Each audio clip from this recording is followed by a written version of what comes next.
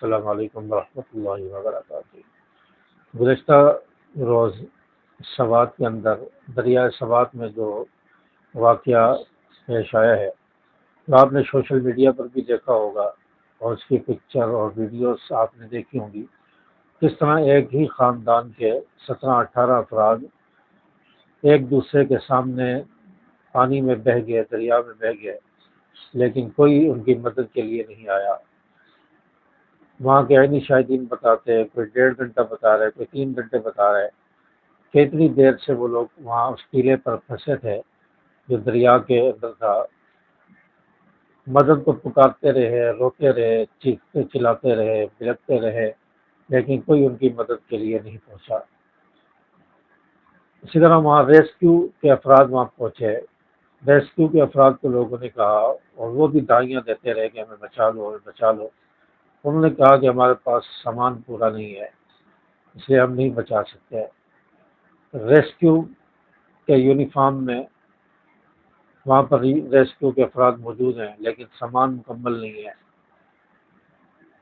صرف تنخواہیں لینے کے لیے، صرف مراعات لینے کے لیے، ملکی خزانے کو جو ہے نقصان پہنچانے کے لیے اور بلا وجہ کی تنخواہیں جاری کروانے کے لیے تمام ادارے اور تمام لوگ بنائے ہوئے ہیں، محکمے بنائے ہوئے ہیں۔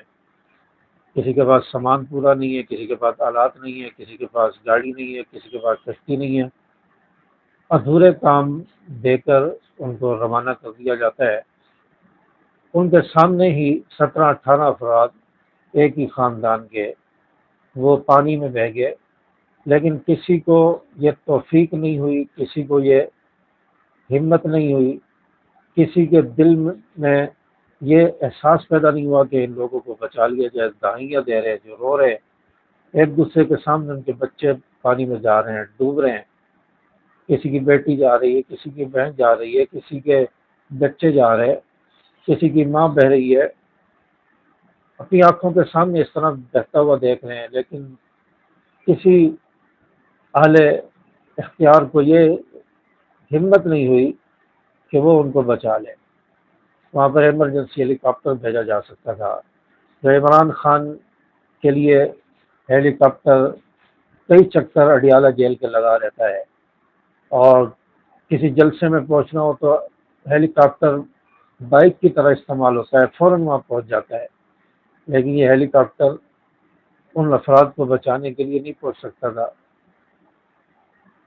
آپ تصور کریں، اپنے ذہن میں اپنے سامنے یہ بات رکھیں کہ ہمارے افراد اس طرح پانی میں جا رہے ہوں، ہمارے سامنے ڈوب رہے ہوں، تو ہمارا کیا عالم ہوتا، کیا ہمارے تصورات ہوتے، ہمارے دل پہ کیا بیت رہی ہوتی۔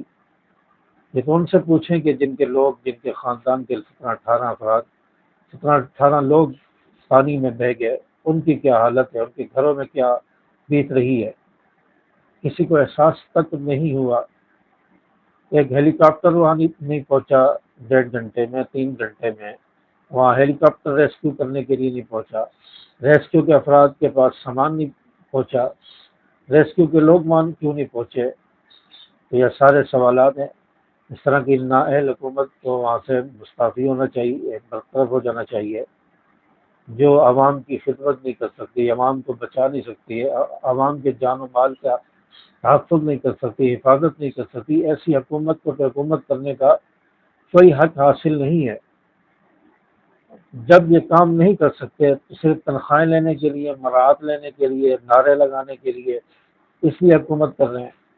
عوام کو بھیڑ بکریاں سمجھ لیا گیا ہے۔ عوام پہلے حکومت حکمرانوں کے ہاں عوام کی کوئی اہمیت نہیں ہے، جہاں کتے بلی اور بھیڑ بکریوں کی تو اہمیت ہے، اہمیت نہیں ہے تو انسان کی اہمیت نہیں ہے۔ 2022 میں بھی 3-4 بھائی ایک دوسرے کے سامنے ڈوبے، وہی مدد کو پکارتے رہے، کوئی نہیں پہنچا۔ آج 2025 میں پھر یہ سانحہ پیش آ گیا، 17-18 افراد ایک ہی گھر کے دریا میں بہہ گئے، کوئی مدد کو نہیں پہنچا۔ اور بھی اس سے پہلے بھی کئی واقعات ہوتے رہے ہیں۔